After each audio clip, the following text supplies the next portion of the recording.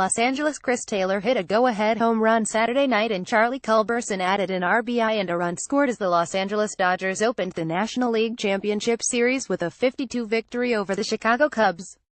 Kenley Jansen came on to get the final 4 outs for the save as the Dodgers used 5 relievers in support of starter Clayton Kershaw, who lasted 5 innings.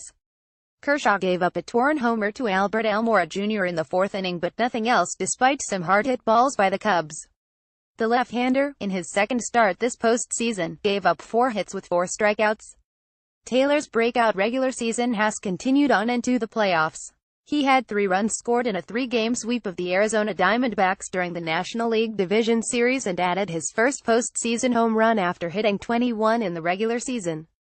He entered the season with just 1 Major League home run in 120 career games. Culberson's contributions were even more unlikely. He started at shortstop in Game 1 only after Corey Seager was not placed on the active roster for the series because of a sore back suffered in Game 3 of the NLDS. Culberson's sacrifice fly in the 5th inning tied the score 22. He then followed a Yasiel Puig home run in the 7th inning with a double to left. He sprinted home on a Justin Turner single but appeared to get thrown out at home when catcher Wilson Contreras applied the tag in time. But on a replay challenge, Culberson was called safe.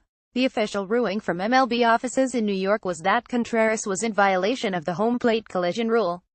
Cubs manager Joe Maddon was ejected for arguing the replay reversal. Cubs starter Jose Quintana, who had experienced an emotional few days, might have needed 22 pitches in a perfect first inning but was locked in early.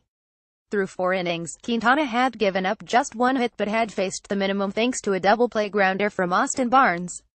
The Cubs revealed the reason their family charter flight to Los Angeles was diverted to Albuquerque, NM, early Friday morning was because of a medical condition with Quintana's wife. The flight continued after a 5-hour delay and Maddon waited to officially name Quintana his Game 1 starter until Saturday morning. Quintana did not start showing cracks until the 5th inning when he issued back-to-back walks to Logan Forsythe and Austin Barnes. Puig followed with an RBI single to cut the early Cubs lead to 21. One batter later, Culberson tied the score with a sacrifice fly to left field that brought home Barnes. Kershaw was nowhere near as efficient as Quintana in the early going. He had a runner on base in 3 of the first 4 innings, running into trouble in the 4th when he gave up a line drive single to Contreras and a two-run homer to Almora.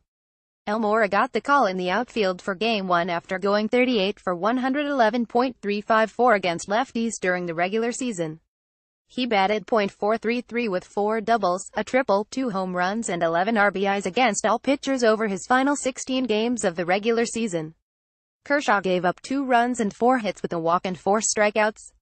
It was the 3rd time in the last 2 years a Kershaw start in the postseason lasted just 5 innings.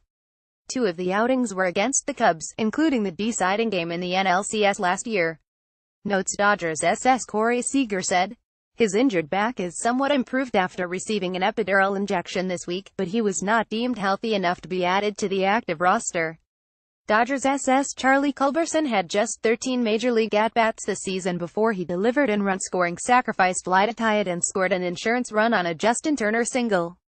The Cubs officially named LHP John Lester their Game 2 starter, scheduling him to pitch on 3 days' rest after throwing 51 pitches in a relief outing Wednesday against the Washington Nationals.